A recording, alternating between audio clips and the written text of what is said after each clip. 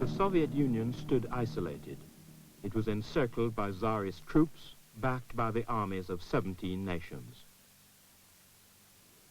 These were the soldiers, workers, and peasants who fought to hold back the combined forces of the capitalist countries in their crusade against what the British War Secretary, Winston Churchill, called the nameless beast of communism.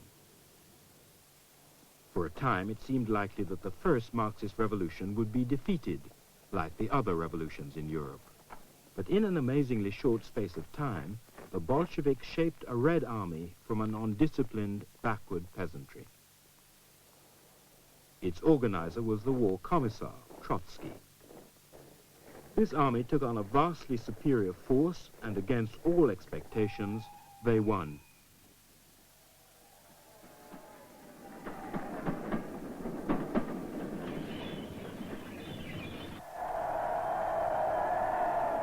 The Soviet Revolution survived, but at appalling cost. Russia's backward and underdeveloped industry lay in ruins, devastated by the war. 9 million people had died in the war from famine, cold, and disease. Now to the immense problems of this vast, semi-feudal, backward nation were added the burden of millions of refugees. There was also sabotage by opponents of the Bolsheviks, and even armed rebellion from among their supporters. Lenin faced these colossal problems by establishing, in his own words, strict iron discipline backed up by the state power of the armed workers. And Lenin's centralized Bolshevik party structure became the instrument of this discipline. He had set in motion the state machine that Stalin would inherit. Opposition was banned, and the secret police began the searches, arrests, and executions. Rosa Luxemburg had written, "The remedy which Trotsky and Lenin have found, the elimination of democracy as such, is worse than the disease it is supposed to cure, for it stops up the very living source from which alone can come the correction of all the innate shortcomings of social institutions. That source is the active, untrammeled, energetic, political life of the broadest masses of the people." Her words were tragically borne out in the trials and executions of Mensheviks and social revolutionaries. Lenin's party of iron became increasingly centralized, bureaucratic, and dictatorial.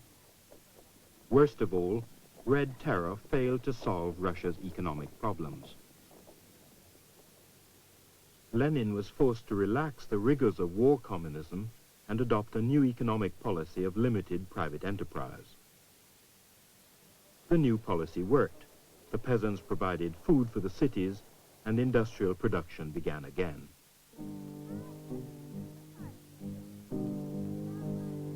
The new socialist society began to tackle the aftermath of the war,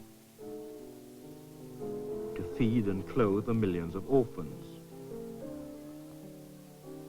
to provide free education and to raise the cultural level of the Russian population,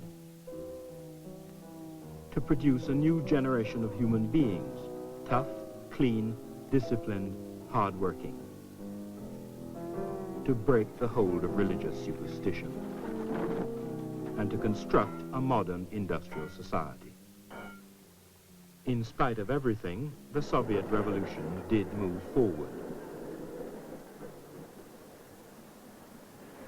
In spite of everything, there was a sense of optimism, of the novelty and boldness of the Soviet experiment. There was a sense of modernism, of new openings towards the future.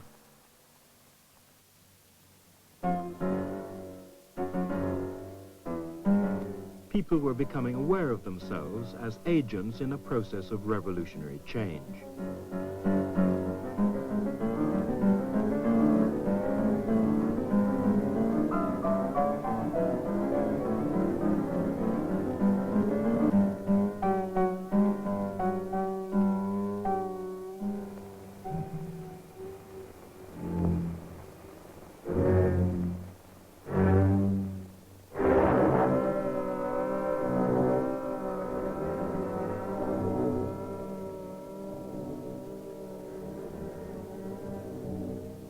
Lenin died in 1924. there was genuine popular grief. Almost at once, the construction of the Lenin myth began, part of which is that Lenin had no responsibility for the excesses that were to follow.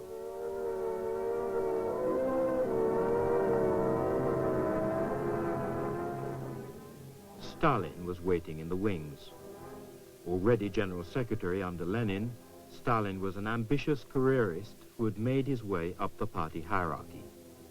He took control of the funeral arrangements and mummified Lenin like a pharaoh.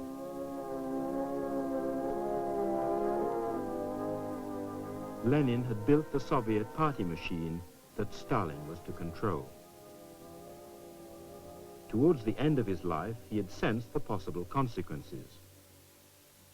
But Lenin's warnings were ignored.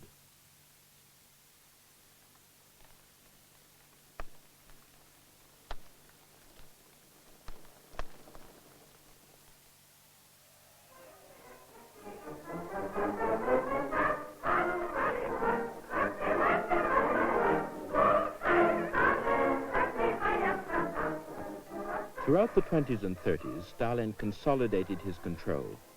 He began to build his own frozen version of socialism, a society of neat lives and optimistic souls with no room for questioning or debate.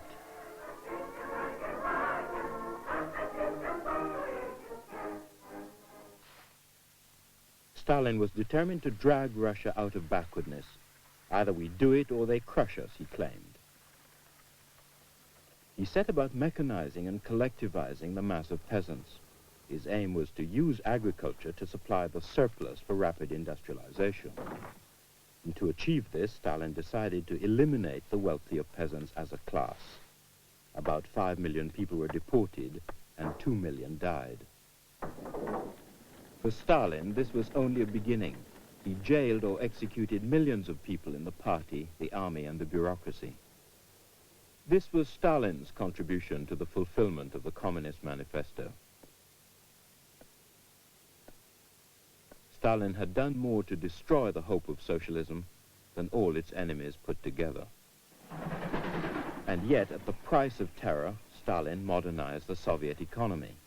And under Stalin, Marxism became the religion of Russia's national development. The foundations of modern industry were laid. He announced, "We are becoming a country of metal, a country of automobiles, a country of tractors." And following Lenin, he claimed, "The party plus electrification equals communism." В настоящий момент мы даем 3500 в смену вам. Это много. Но комсомолец ставит своей задачей догнать и перегнать Америку, дать смену 7000 ламп. Этого мы добьемся. Мы настолько овладели техникой, что выпустили свою техническую книгу под названием «Как делается электролампочка». Читайте ее. А работу бригады вы увидите сейчас.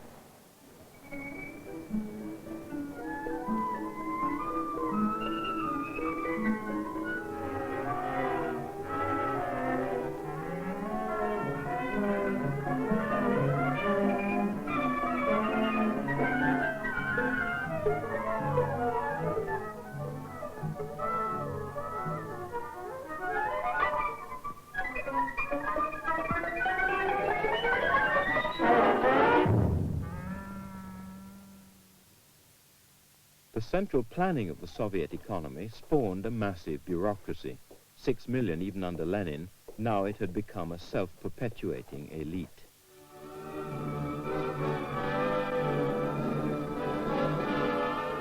The bureaucracy was charged with producing the epic monuments to Stalin's era.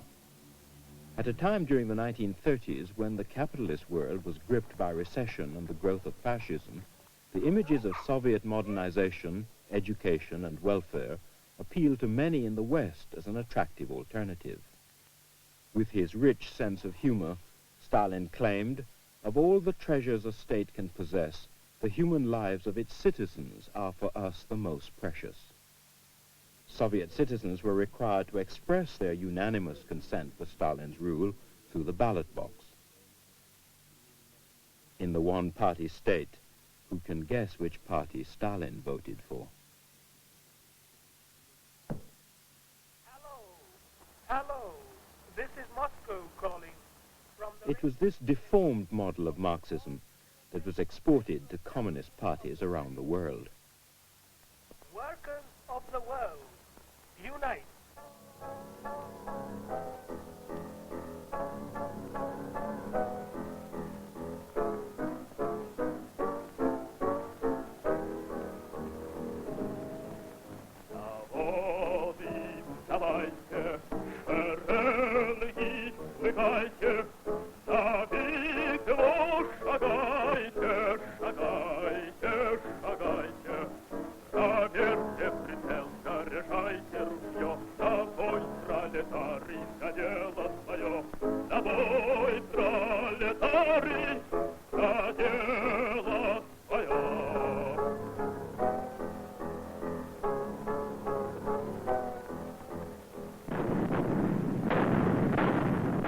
In 1939, Stalinism, the deformity of socialism, confronted fascism, the deformity of capitalism. As in the First World War, Russia faced Germany. But this time, Stalin's newly industrialized Soviet Union was finally victorious. The war cost 20 million Russian lives and confirmed Stalin as a world figure alongside Roosevelt and Churchill. The nameless beast of communism carved up post-war Europe with a man who had organized the war of intervention. The Soviet Union was now a world power. As the Soviet Union began to rebuild its industrial base shattered by the war, Stalinism congealed into a new system of exploitation. Like capitalism, there were the old divisions between manual and mental labor. Like capitalism, workers still labored for wages and incentives. And like capitalism, a surplus was extracted from their labor. But the property-owning capitalist class had been replaced by a privileged administrative class who controlled and disposed of the surplus because they were effectively in command of the state. The cement that held this system in place was a sentimental rewriting of the origins of the so-called workers' state in the heroism of the October Revolution. Its bland optimism and moral piety would almost certainly have been despised by both Marx and Lenin. This mythology was used to legitimize Stalin's caricature of socialism and to affirm him in command, the benign father of his people. In the aftermath of the war, it was this version of socialism that was imposed on Eastern Europe by conquest. It was sealed behind defensive ramparts, fortress socialism confronting fortress capitalism, each system feeding off the other and providing justification for a mutual military build-up.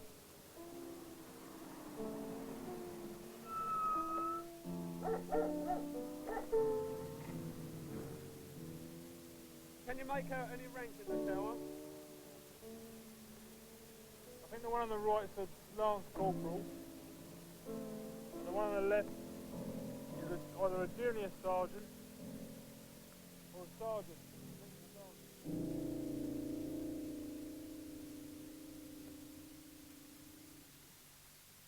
Socialism came to Eastern Europe not as Marx had foreseen by popular uprising, but by military force. This was Stalin's version of internationalism, and this force was as much to hold people down under socialism as to raise them up. It was a force that brought the Baltic states into the Soviet Union and brought communism to Bulgaria, Czechoslovakia, Hungary, Poland, Romania, East Germany. Only Yugoslavia escaped to build its own radical brand of decentralized socialism. But despite the reassurance of the Red Army, these regimes have never been wholly secure. In Czechoslovakia, 40% of the population had voted for communism in the post-war elections.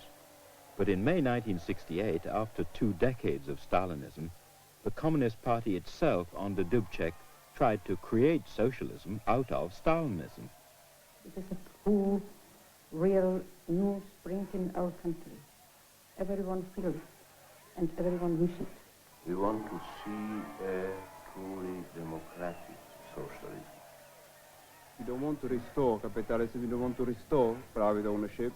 That's clear. We just want to continue in socializing the whole society and narrowing the gap between the theories about socialism and the practice in Czechoslovakia.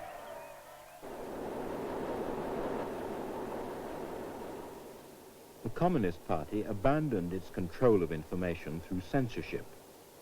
The free flow of information must have come as a profound shock after 2 decades of silence.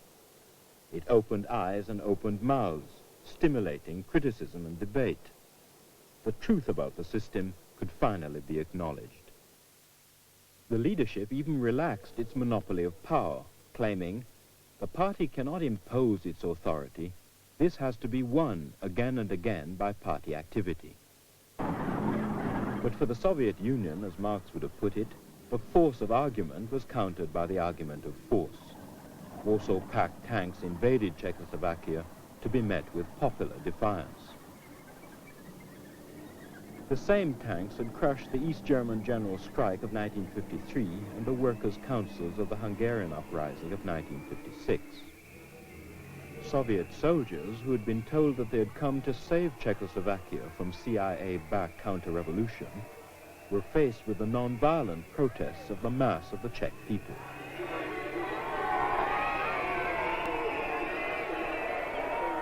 The Soviet tank crews were besieged, not by capitalist stooges, but by Czech socialists, arguing their position and demanding Russia's departure.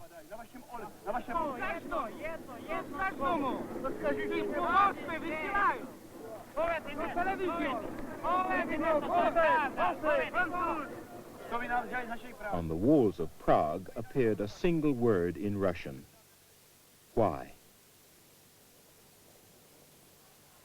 The day after the invasion, under the noses of the Russians, 1,200 Czech communists met secretly in a factory to oppose the Soviet invasion. Delegate after delegate, many of whom had been party officials under the Stalinist regime of Novotny, denounced the Russians and called for their withdrawal. Communist Party is strongly against occupation. It means against Russians. I think it's only one who organize everything against occupants. I think it's Communist Party, it's Czech Communist Party. Maybe you are surprised about this fact, but it's reality. It took 18 months before control was finally re-established. Dubček's supporters were jailed or demoted, the reforms dismantled. For the masses, Western-style consumerism was offered to pacify opposition. But in Czechoslovakia, as in Poland, a cumbersome, top-heavy political system found this hard to deliver. In Poland, the monument proudly proclaims Leninism, the triumphant banner of our epoch. The Leninist version of Marxism received a rude shock when in 1980, a genuine trade union movement emerged from a series of bitter strikes throughout Poland.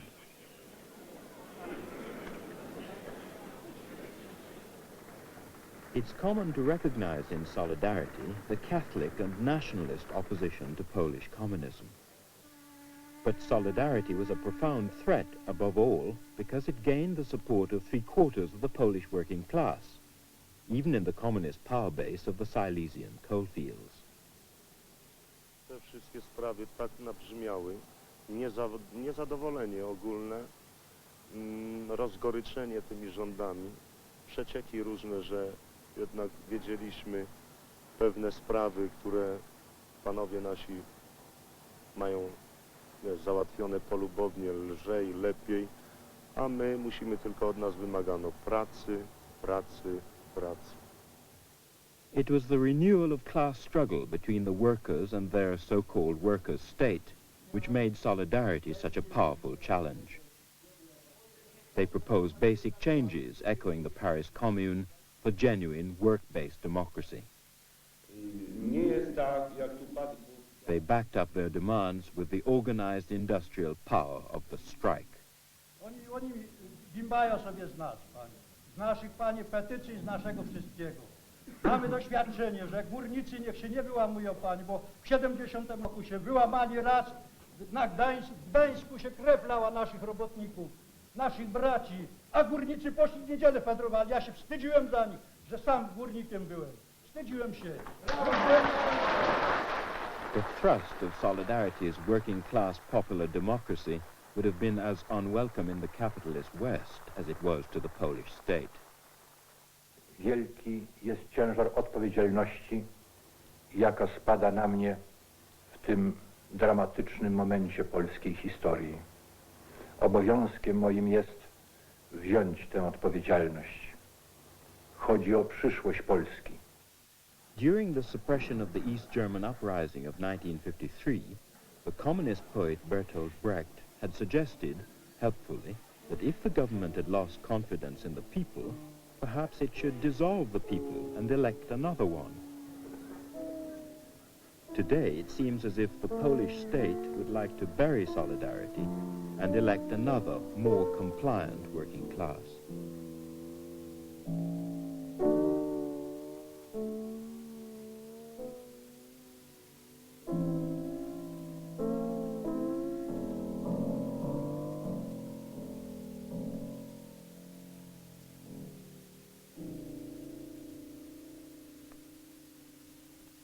In the catalogue of repression in Poland, Hungary, Czechoslovakia, East Germany, and so on, many would see the stifling of hope. But alongside the very real repression, Marxists would point out that every uprising in Eastern Europe also brings nearer the socialist challenge to Soviet-style communism, because the forces of class struggle that produced them refuse to disappear. The old mole of revolution, as Marx put it, is still at work. Or to put it another way, though the Marxists in the Kremlin may have finished with Marx, Marx is not finished with them.